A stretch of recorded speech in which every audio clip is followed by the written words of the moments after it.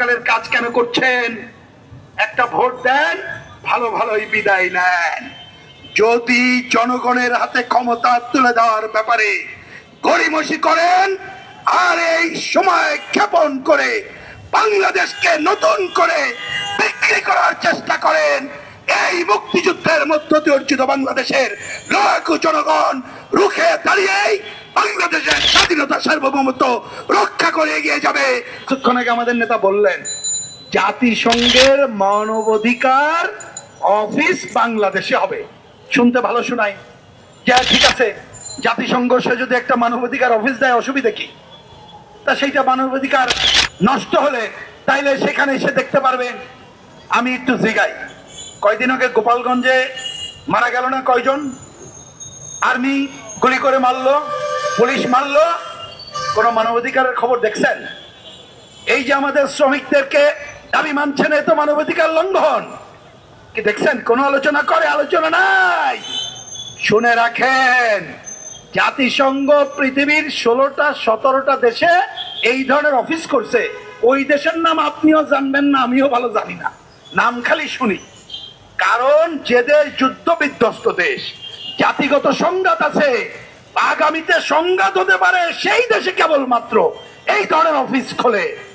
ভারতে নাই, শ্রীলঙ্কায় নাই, নেপালে নাই, পৃথিবীর ভালো ভালো দেশে নাই। তাহলে বাংলাদেশে কেন? বাংলাদেশে কি তাহলে তোমরা একটা পরিস্থিতি করতে চাও যেখানে ভবিষ্যতে সংঘাত হবে? আমরা বলেছিলাম এই অফিসের দরকার নাই। এমনিতে যে জাতিসংঘ অফিস আছে সেইখানে আলাদাভাবে মানবাধিকারের অফিসার নিয়োগ দেওয়া আছে, তিনি যথেষ্ট। তাহলে এইটা হলো ডাল মে কুচ কালা হয়, এইটা আমার কথা না। আমাদের একজন পররাষ্ট্র উপদেষ্টা আছে, ওনাকে জিজ্ঞেস করলো সাংবাদিকরা, এই যে কাজটা করছে এইটা ভালো হবে না মন্দ হবে? উনি বললেন ভালো মন্দের বিচার আমি করতে চাই না। তার মানে কি বুঝলেন? আমাদের পররাষ্ট্র উপদেষ্টা ভালো মন্দ বিচার করেন না, করতে পারেন না, কারণ তিনি কিছুটা হলে বোঝেন কয়দিন পরে ক্ষমতা থেকে গেলে খবর আছে, তাই তিনি দায়িত্ব নেন না, কিন্তু দায়িত্ব দেন অনেকে যাদের চালচুলো দেশে নাই, যারা অন্তর্বর্তীকালীন সরকার, তারাই নেন।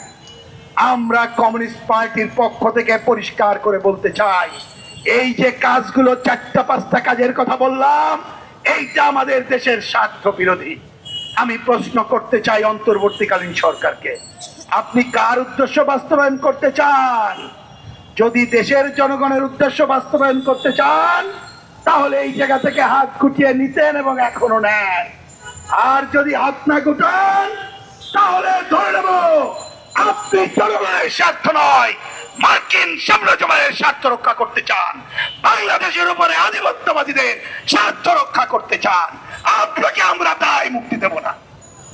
গতকাল ওনার ওইখানে গিয়েছিলাম অনিচ্ছা সত্ত্বেও। উনি প্রথমে একটু লেকচার মারলেন যে এইরকম স্বৈরাচার অপশক্তি। আমি অল্প কথায় শেষে বলেছি, হ্যাঁ ঠিক, অপশক্তি আছে, পতিত স্বৈরাচার, আরো 2টা অপশক্তি আছে।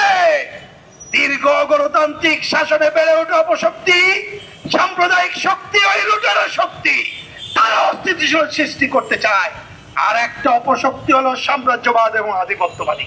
ওনাকে বলেছি, আপনি মনে করছেন ভালোভাবে চলবেন আর আমেরিকার সাথে গোপন চুক্তি করবেন আর ওই করিডোর দেবেন, এইটা জনস্বার্থ লঙ্ঘিত হবে, জনগণ মানবে না।